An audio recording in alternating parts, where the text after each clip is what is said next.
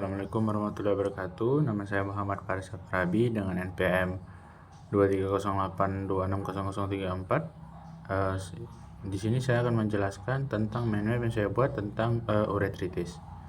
Baik, kita masuk dengan definisi uretritis.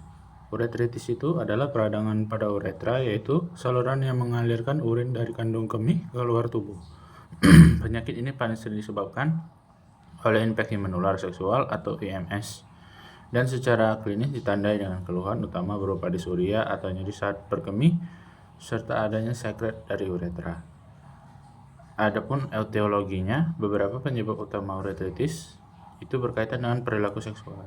Hubungan seksual berisiko seperti berganti-ganti pasangan dan tidak menggunakan kondom, meningkatkan kemungkinan masuknya kuman penyebab IMS ke dalam uretra. Selain itu, pasien dengan riwayat IMS sebelumnya memiliki risiko lebih tinggi mengalami uretritis akibat infeksi ulang atau infeksi campuran. Yang ketiga, gejala uretritis dapat bervariasi tergantung pada jenis kuman penyebabnya. Keluhan yang sering ditemukan antara lain disuria, keluarnya sekret dari uretra yang bersifat purulen atau mukoid, rasa gatal pada uretra, serta nyeri saat ejakulasi pada beberapa kasus. Terutama pada perempuan, gejala dapat minimal atau bahkan tidak dirasakan. Ada juga faktor resikonya. Dia tuh beberapa faktor yang meningkatkan risiko terjadinya uretritis. Usia muda dan aktivitas seksual yang tinggi merupakan faktor utama.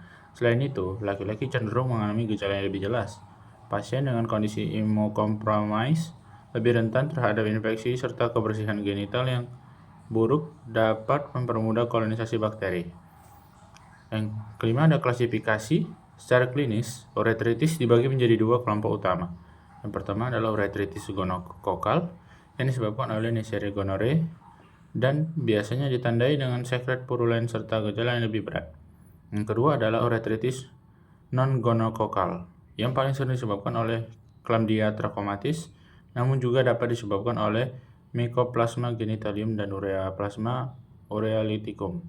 Gejala cenderung lebih ringan dan sering terlambat terdiagnosis. Penata laksanaan uretritis dilakukan secara empiris untuk mencegah komplikasi dan penularan lebih lanjut.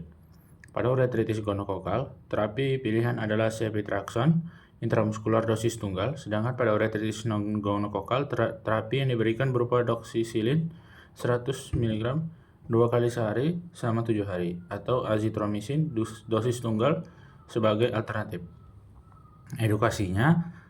Edukasi merupakan bagian penting dalam penanganan uretritis. Pasien dianjurkan untuk menggunakan kondom setiap pada satu pasangan dan segera memeriksakan diri apabila muncul gejala. Selain itu, pasangan seksual wajib diobati untuk mencegah terjadinya infeksi berulang.